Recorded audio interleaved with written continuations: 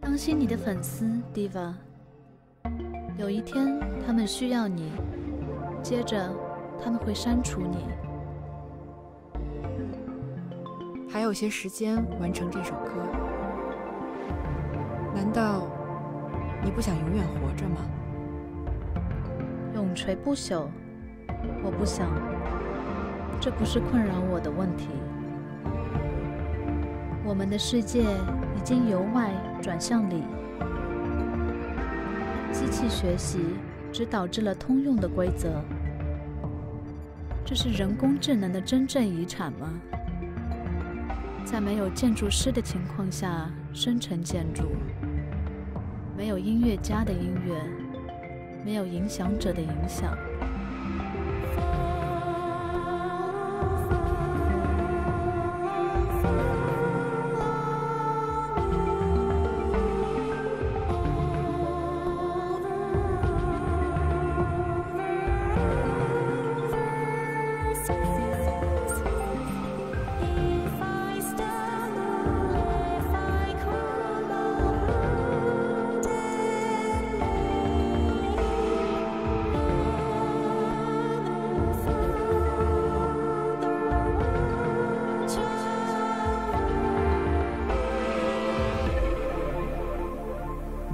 在40年代的时候 Temple 真的很活跃。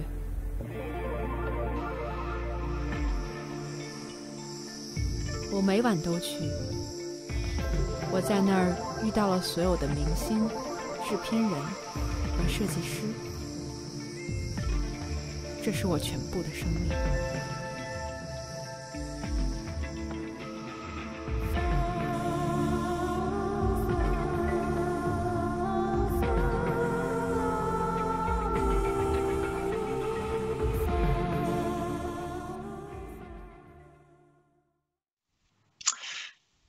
Hello, everyone, and hello, Lawrence Leck. It's a pleasure to have you here, and it's also a pleasure to have your latest movie, Idol, to be screened in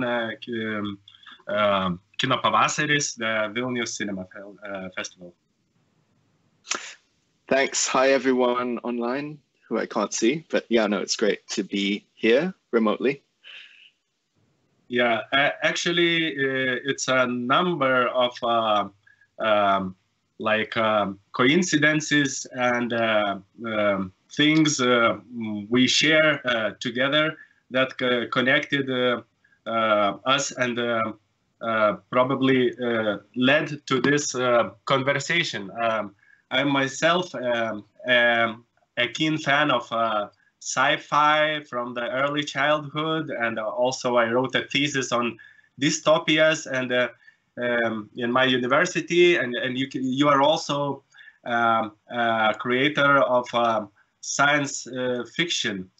In that case, how do you see your science fiction? Is it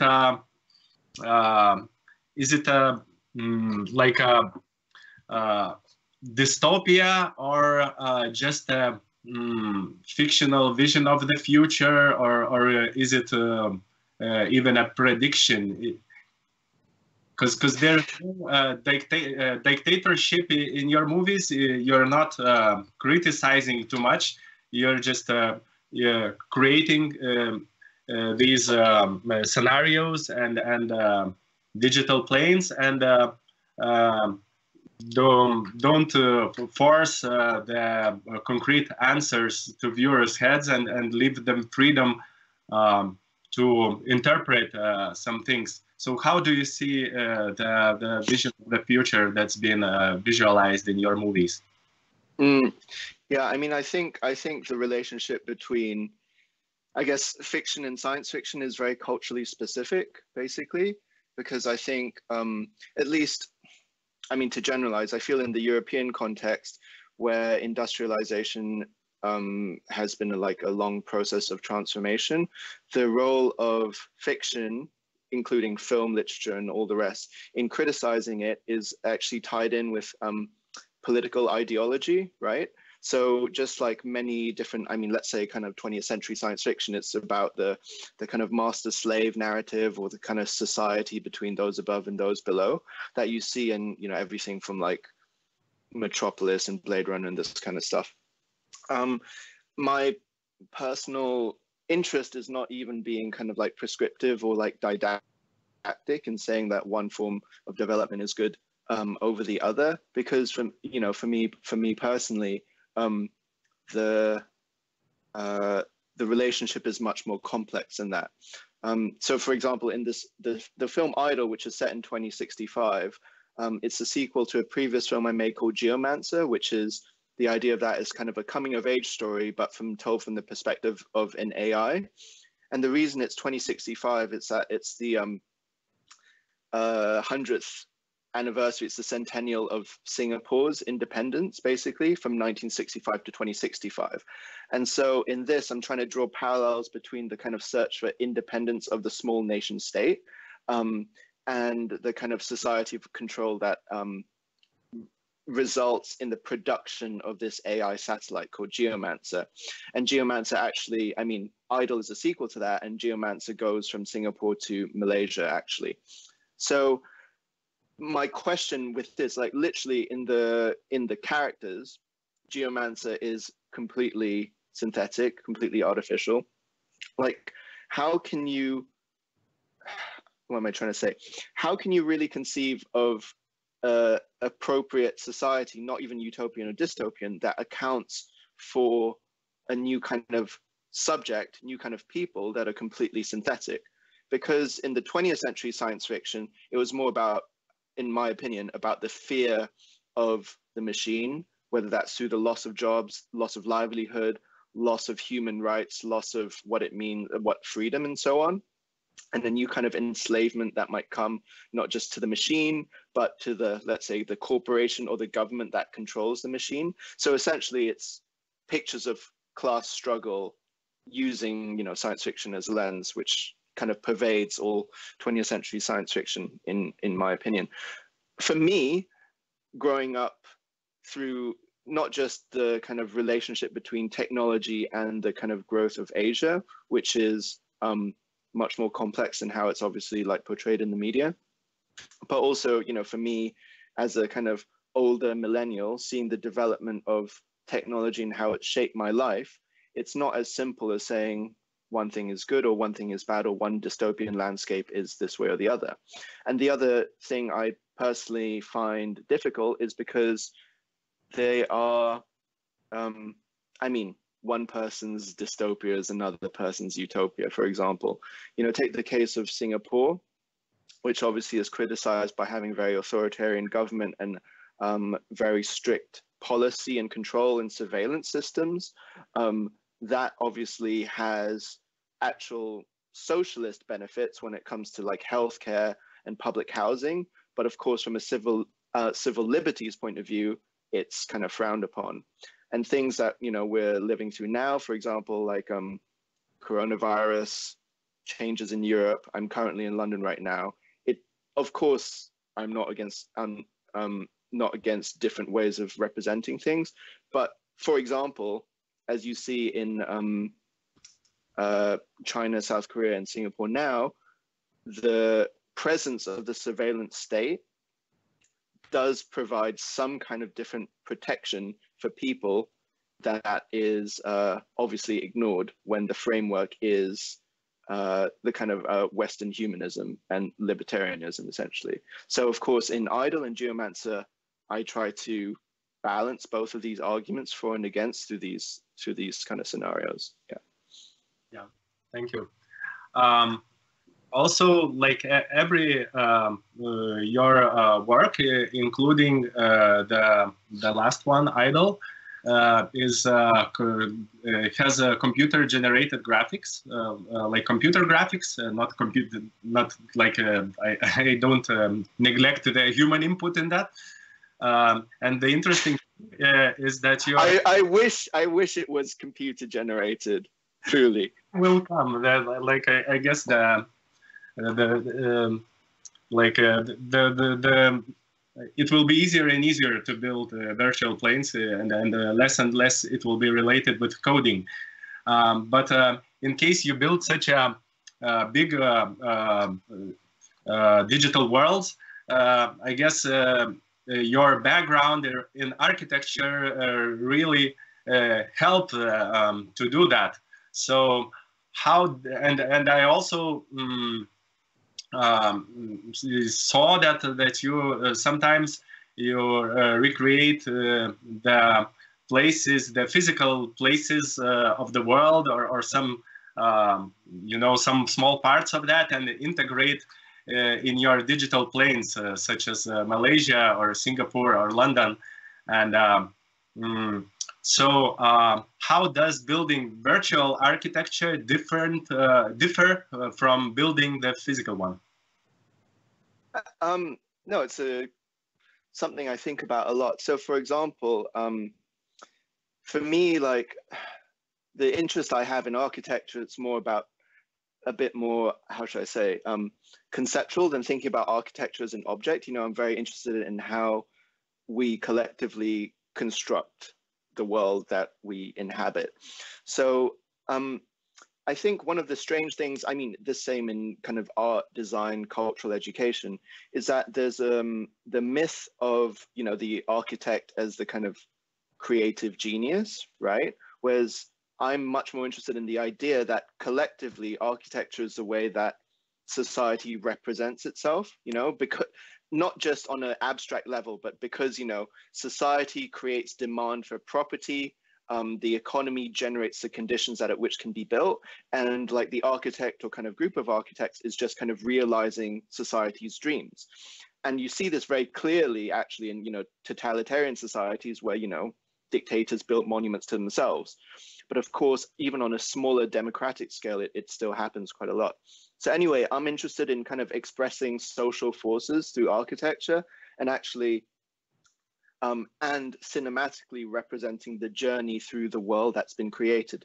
So for me, you know, like writings of like the kind of whatever, Frankfurt School, Walter Benjamin, this kind of thing, this idea of your experience or journey through the world is actually more real than, you know, the physical structure of the world, or like memory in a way lives in your mind just as much as, you know, physically inhabiting a space.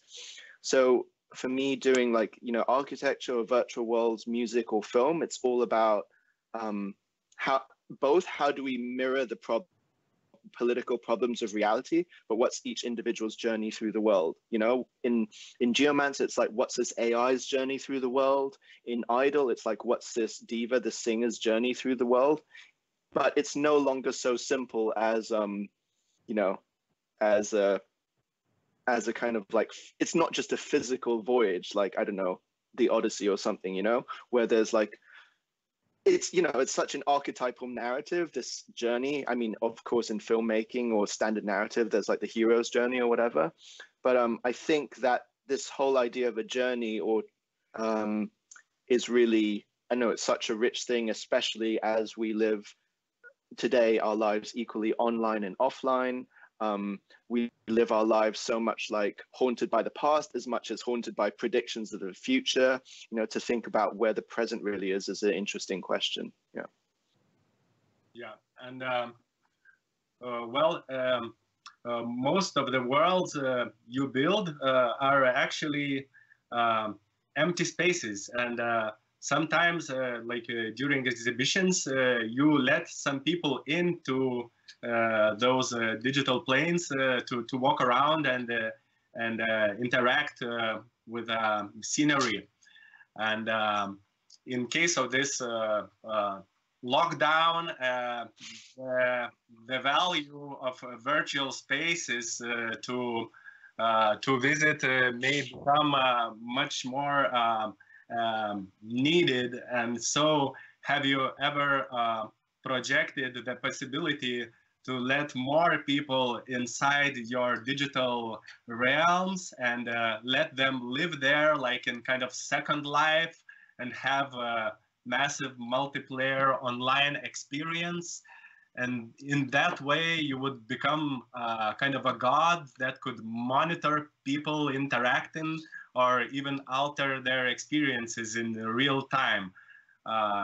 So how much of interactivity you want to build like inside your works, or are you moving the opposite direction with these full motion pictures that bring more cinematic passive experience?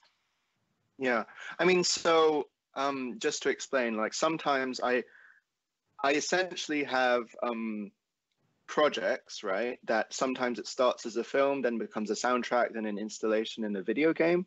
And sometimes previously I would build a video game that I would literally just video capture and edit together a kind of travelogue through that space. So it's not necessarily that one takes precedence over the other. Even though for me personally, actually doing like a feature-length film has been definitely the biggest challenge, not just a technical challenge, but actually a narrative challenge. So, I mean, for anyone who actually watches the film, it's not just that I was trying to make it reflect today's reality and also act as a kind of logical cinematic universe sequel to Geomancer, but basically I realized that I think audiences today, myself included, or like, you know, fans of art or music or film or TV or whatever,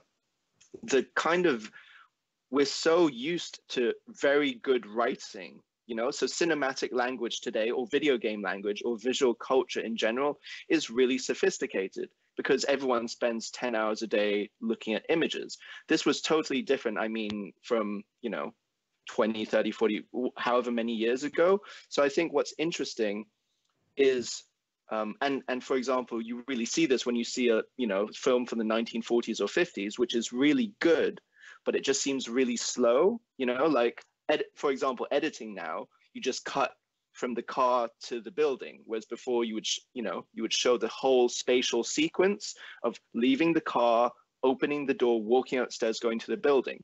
Whereas now it's not just the demand of like compressed time, so no one wants to like waste time in the film. But, you know, if you look at even cinematic space, it's become so compressed, and, you know, critics say this about like whatever the latest action movie, like it's so hyper kinetic and there's so much stuff happening, there's no like time to breathe.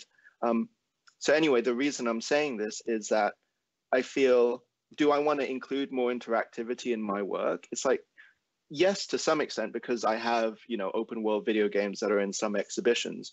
But I think also part of the problem is, for me as a slightly hyperactive person, I can see like what Grand Theft Auto 25 is going to do. I can see what, you know, whatever mainstream media is doing.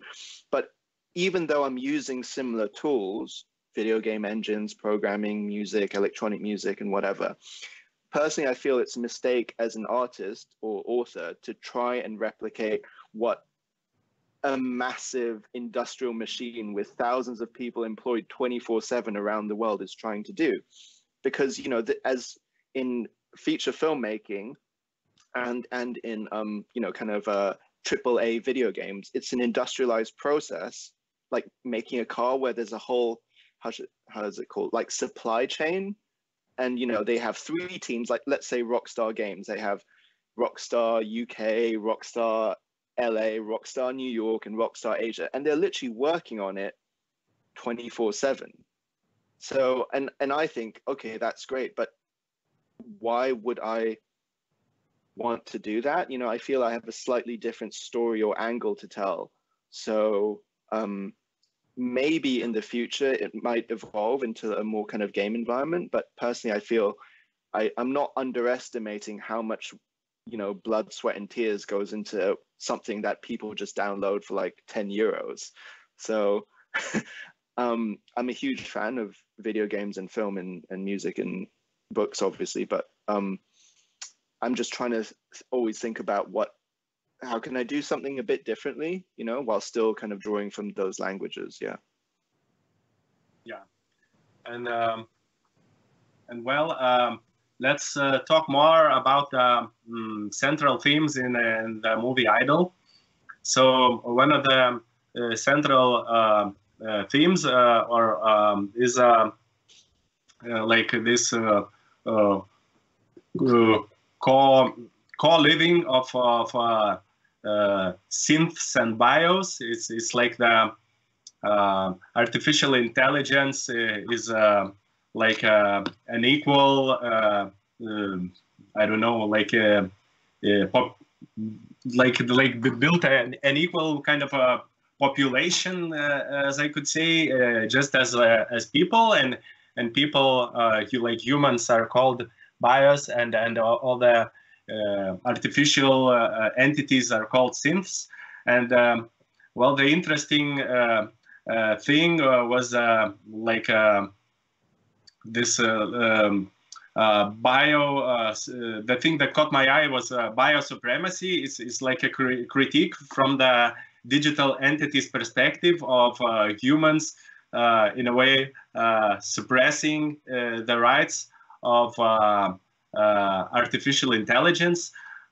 So what's your take on advancement of AI, and how do you see that? Yeah, so essentially in the film, and this is from Geomancer as well, so basically there's not just, so essentially the clearest thing is that, you know, there's like AIs and machines, which are the synthetics, and bios, who are the humans. So this was just like a simple way of kind of dividing up these two groups, and then, but the film itself is about making them interact with each other, essentially. So it's kind of, there's this game going on between these groups in a sense, and in a literal way as well. I mean, for me, like, it does seem very, so essentially biosupremacists are a group of generally humans who believe that biological life is superior, you know, full stop. And of course, like, you know, it's about, the subject is about AI, and the characters have AI in them, and all this kind of like current topics. But of course, the role of the machine or the synth is just essentially a metaphor, or like a stand-in for any group that is either a minority, marginalized, taken advantage of, all of these things. So any kind of group that changes throughout time. It used to be other humans, it used to be people from another country, it used to be your neighbor, it used to be a person you don't like for whatever reason. Now that same hatred, or whatever, this humanity's so-called tribal instinct, which of course behavioral psychologists have, you know, looked at the what is the root of nationalism, racism, sexism, and all these things. To me, unfortunately, it seems natural that all of these things would just be projected on the next kind of other that there would be, like the alien or the AI. Actually, going back to 20th century science fiction film, like, or even 2030s, 40s, 50s, especially American science fiction, where like the won't go into you know, the alien or the other was extremely racially profiled, shall we say.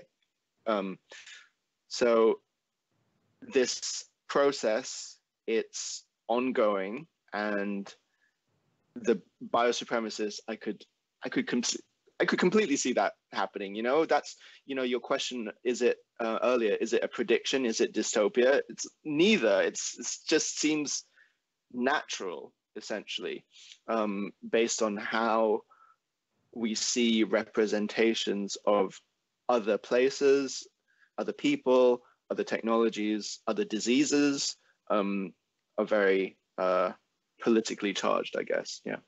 So those are some of the kind of ideas behind it.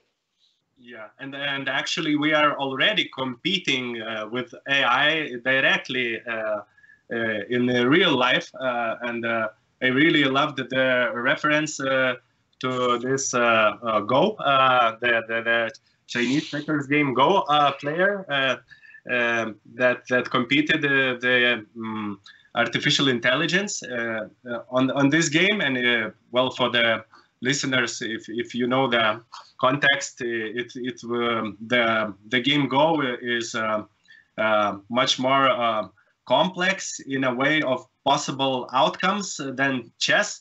So if so now it's kind of the latest tool to evaluate computer and human potential.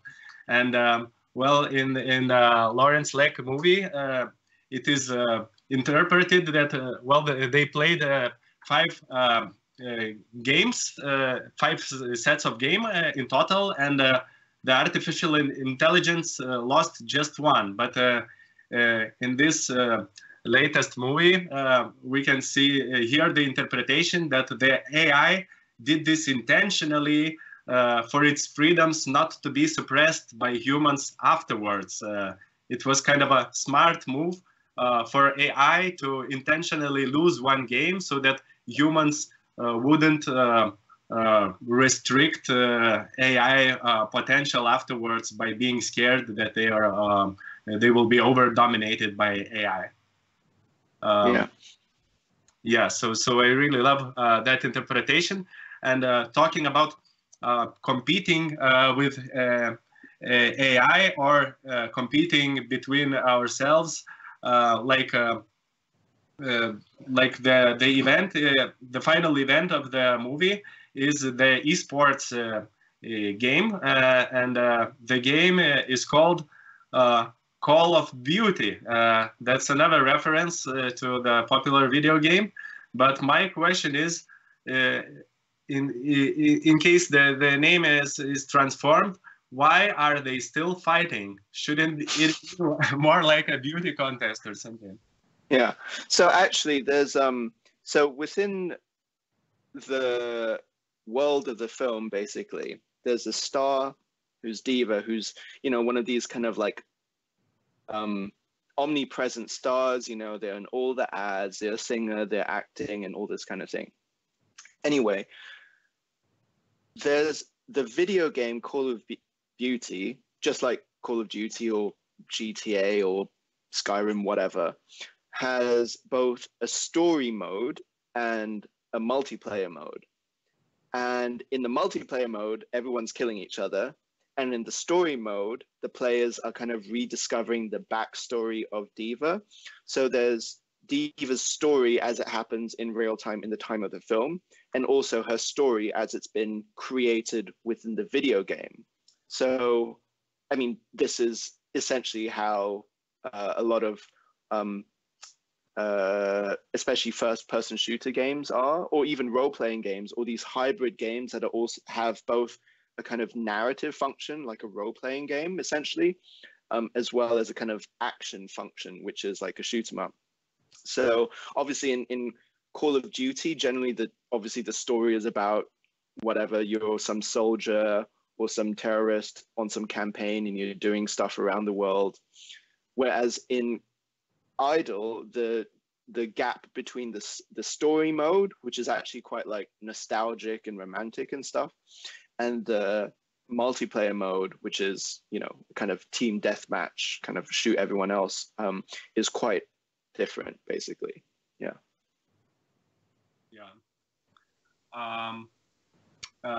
Also, like you're really doing a lot of things yourself when you're working on your movies, and you're also an author of the soundtrack, and music is one of the main themes in an Idle movie.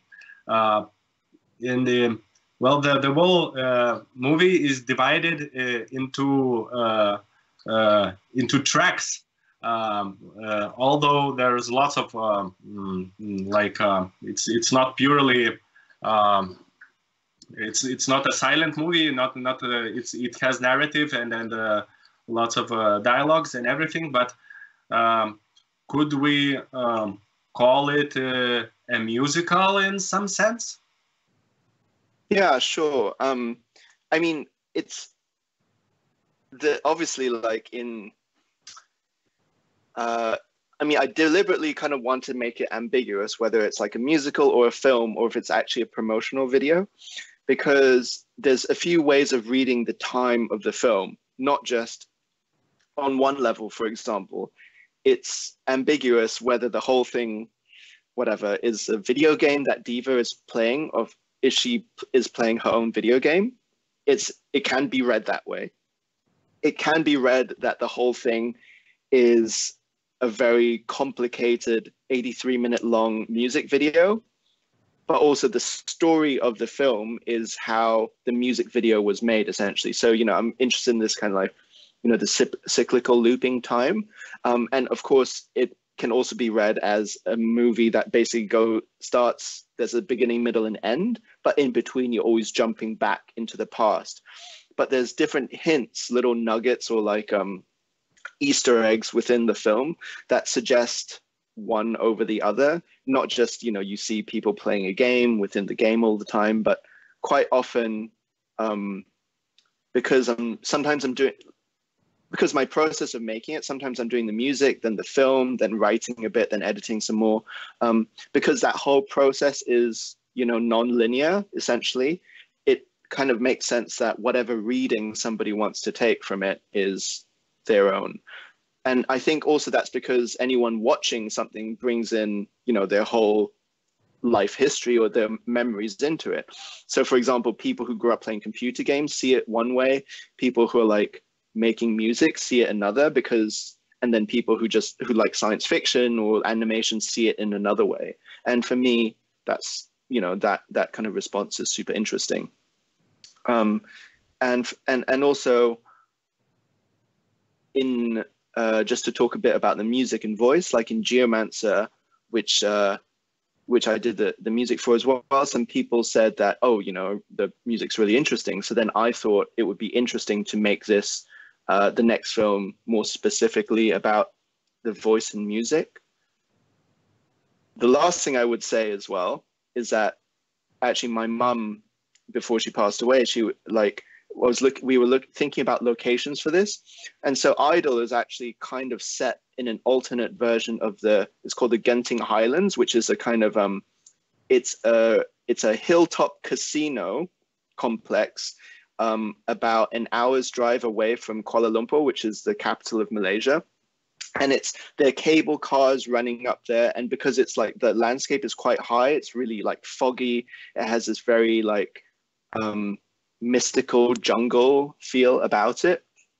And I kind of set it in that location. Obviously, it's totally different, but I was kind of inspired by that place. But interestingly, there's a well-known musical and film called Sunset Boulevard. Sunset Boulevard is about a fading Hollywood star who basically wants to make a comeback. And so I thought of kind of borrowing this narrative and twisting it into a case where there's an AI and a human songwriter, but, you know, 50 years in the future. But the other thing is that the Sunset Boulevard, apparently, my mum told me, was inspired by a short story written by a British author in Malaya, the previous name of Malaysia, in like the early 20th century. So it's kind of like there's somebody who kind of made a short story in a different location that became this Hollywood film, that became this musical, that became this kind of video game. And I quite like, you know, this loop of culture, basically. You know, it kind of went from like literature to a film to a musical and then into like this animation video game. And that's, you know, that evolution is just really interesting for me. Yeah. And in case in Idol, one of the main events, narrative, central narrative thing is about a music artist collaborating with artificial intelligence to create a song. And in your previous movie, Geomancer, we can witness a neural network generated dream sequence. So did AI help you to write a soundtrack for the Idol movie, or are there any plans to build yourself an AI assistant that would lend a hand for your future projects? I think, so I was looking at quite a few, you know, essentially like AI generative applications, essentially for music. One of the kind of, to talk about music, it's interesting because just like with Spotify, and before that, I guess like Napster and things like this. It's really interesting that music is always one of the first, and you know, before that to CDs, vinyl records, and recorded music. It's interesting that same with writing, music is always kind of ahead of the curve when it comes to adopting new technologies, really. And it's just interesting because, you know, so many reasons for that. You know, it's something that really ties into youth culture. So the kind of advertising and marketing side of music is always there. It can be replicated fairly easily, whether physically or digitally. And it can also just be transmitted to a lot of people at the same time quickly. So I looked at a few different tools for essentially algorithmic or deep learning based music creation. But the problem with those is actually that you have to train at this current level of technology, you actually have to train or curate what is being made or what has been made to such a huge degree that even though some kind of startup or Google or DeepMind or whatever might say, oh, listen to this AI generated track. The reality is that the data that went in needed hundreds of hours of so-called data cleaning. The stuff that came out needed more refinement and more polishing so that the result is something that kind of sounds like a Beatles song. But all the labor has actually been hidden so that the company can say, hey, look, for marketing purpose, AI can generate a song, listen to it here. So the marketing narrative and the actual labor that goes into it are totally different.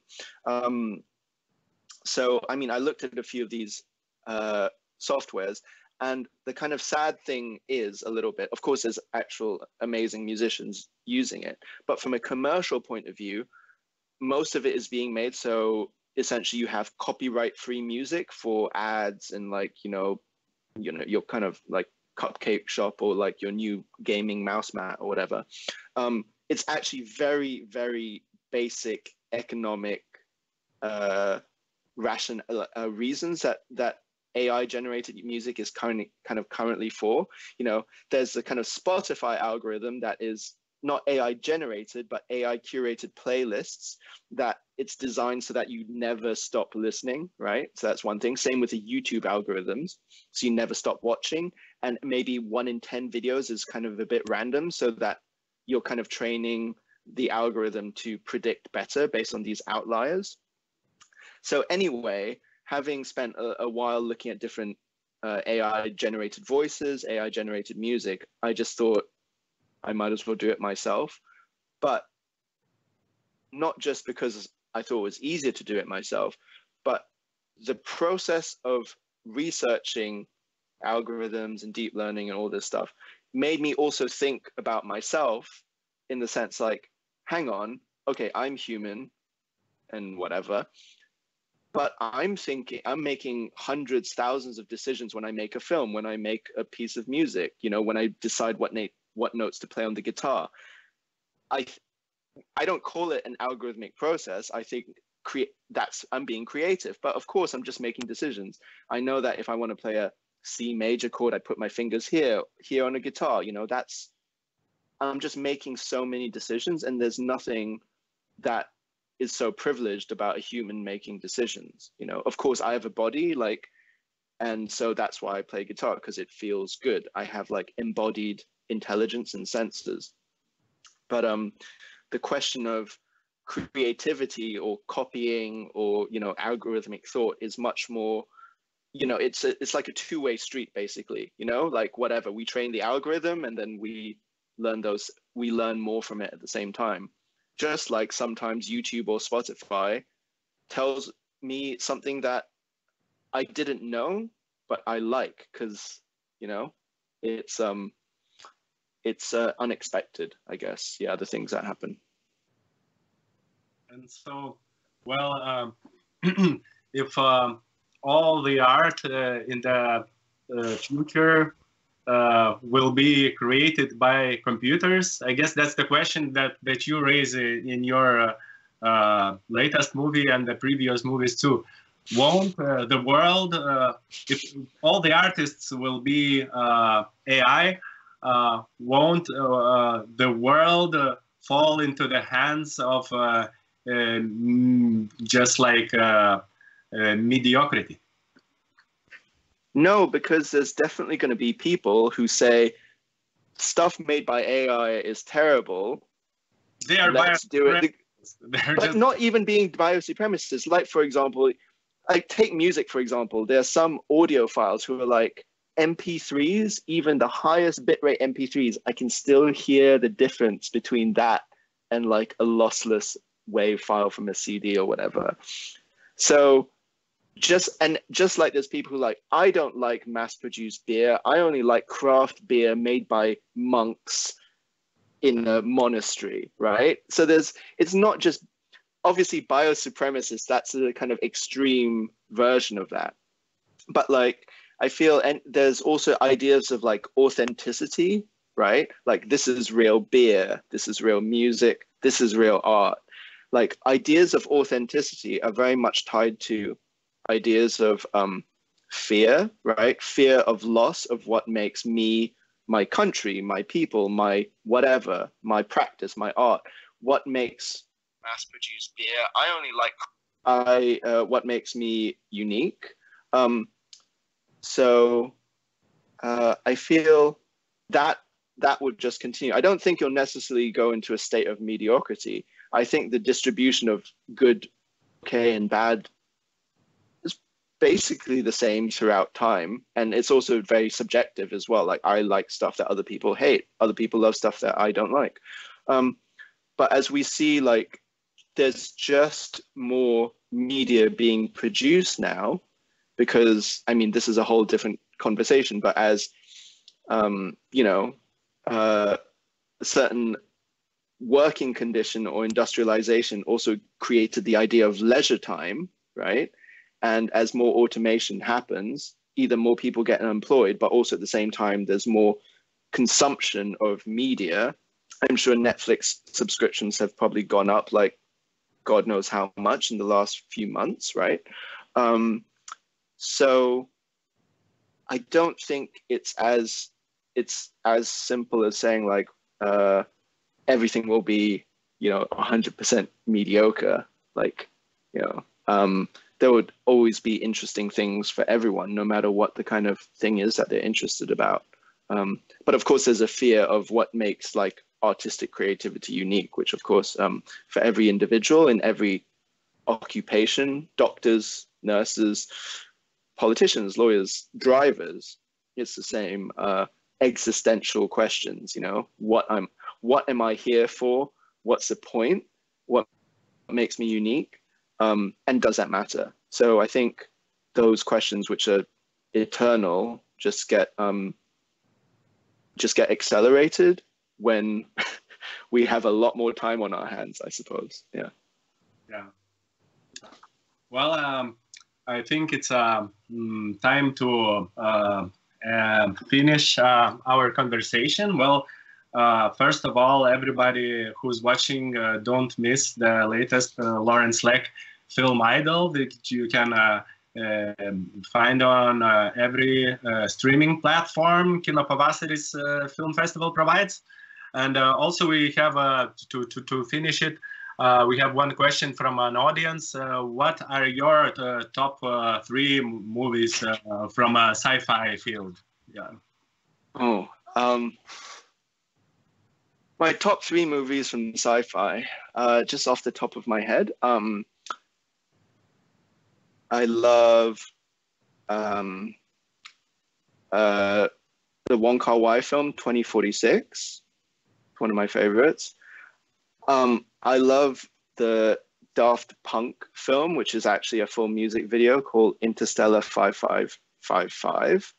Anyone who hasn't seen it, I think the full thing's on YouTube. It's amazing and it's really fun. And third place, I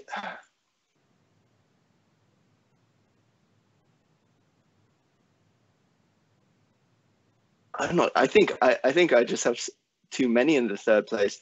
Let me just think. It's really confusing with those top. Yeah, no, exactly. 1 and 2, that's fine, but third is like, what am I going to leave out? I guess it depends on my mood, right? So I really like, but for different reasons. If I'm more like kind of artistic, oh wait, I know the third one. Third one is Chris Marker's La Jetée, basically, which is amazing. So basically, Chris Marker's La Jetée is it's like a science fiction short film, mostly told through still photographs. But in my opinion, it's like it's a perfect film, basically, because it kind of achieves this idea of like time travel and like a time loop well, but in a really kind of amazing but simple narrative as well. Yeah. So I guess those three. Okay, you did the challenge. Three. Yeah, so well, it was really nice to meet you again. Like this ever-going this like chain of consequences is continuing. So it's very nice to see you, very nice to hear you, and it's a very nice experience to see your movie. I already did, and I totally recommend for everyone to do that just now, because it's open schedule. You can choose your time of viewing anytime from your comfort zone. So please do that. You have multiple of options to see that. Thank you, Lawrence Lek. Thank you, Kino Pavasaris. And let's go watch some movies then. Thanks a lot. See you later. Ciao.